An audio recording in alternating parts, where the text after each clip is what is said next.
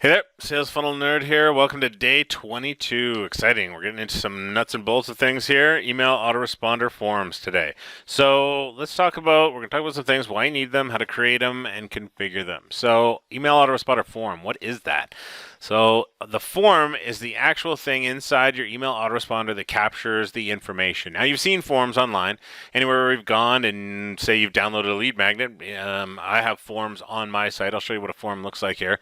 And all that has is fields that people fill in and then a button that says submit so that they can send that form information off to our email autoresponder. So let's kind of walk through it here. So someone, maybe they see an ad on Facebook or they come to your blog and they see an opportunity to join your list. So they click on it and then it pops up with a form that says enter your name and email address, and I'll send that free info right over to you. They put in their name and email address, and that, where they're entering it, that's the form. Now, the way it works with integrations, it's a little bit more complicated, but for now, let's just cover the form because this is needed in our email autoresponder in order to have everything work together. Right, so we're going to take a look at one of my forms, and then I'm going to show you how to create a form. I'm going to do it in Drip, but it's going to be pretty much the same no matter how you do it.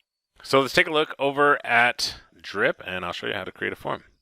Now, depending on what you use, the menus are going to be laid out differently. But for me, it's laid up in the top here, and you're going to be looking for something called forms. So each form kind of is unique in what kind of information we want to capture here. So for me, all I have to do is just click a new opt-in form, and we're going to give this form a name. We're just going to call this test form 1, and then hit create form.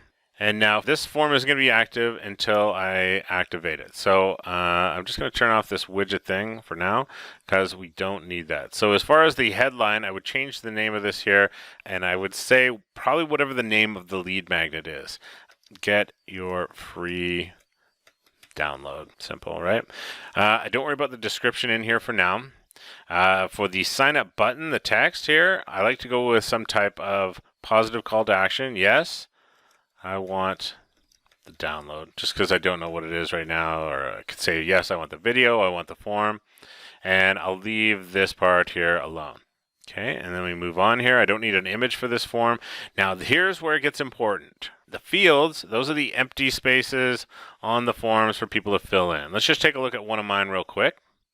So here we can see, as far as on mine, for the funnel blueprints, when people click this button, now it brings up the form. Now I'm asking for two things, their first name and their email address. That's it. Now we could ask for a lot more. We could ask for, if this was something physical in the mail, maybe we're going to send them a DVD, or we've got our audio that we've taken and had burned to CDs, and we're actually going to send something physical to people. Then we'd need their mailing address. So we would have additional forms to get that information. I'll show you how to do that. So over here right now, we can see by default, we're starting off asking for the email address. So under my list of identifiers, I can just go in and I want their first name. And for the label, I'm just going to call it first name, and then I'm going to add. Now you can see certain fields, the first name is optional. So I could set it up here as far as we could ask for their country. We'll call it country. And we'll say instead of optionals that this one is required. And then we hit add.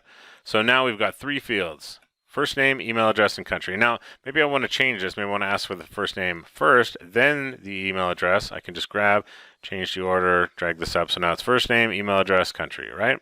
Now, you know what? Maybe I don't want country. That's just silly. Let's just take that out. I click delete.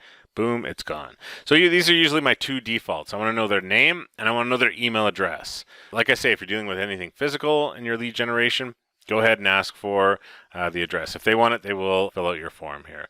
So that's pretty much it. I don't need much more than this. In some cases, you'll be pasting your form, some code into your website builder. And here you can see where this is the HTML code for my actual form here. But a lot of things will have what's called integrations, so that all I have to do is just create a form in my website builder. And as long as there's a form on the other end in Drip or Aweber, the two will be linked together, and I can do all my form design in my website builder. I just basically need to have this thing created and active, and then it's good to go here. So the only other things that we want to deal with is talking about where we want to send this. So when they submit this form, in some cases we need to send a custom post submission page. Essentially, once they opt in, where do they go? Where do they land after that? So we'll be talking about more about that once we get into the last phases where we deal with some actual funnel build outs for you.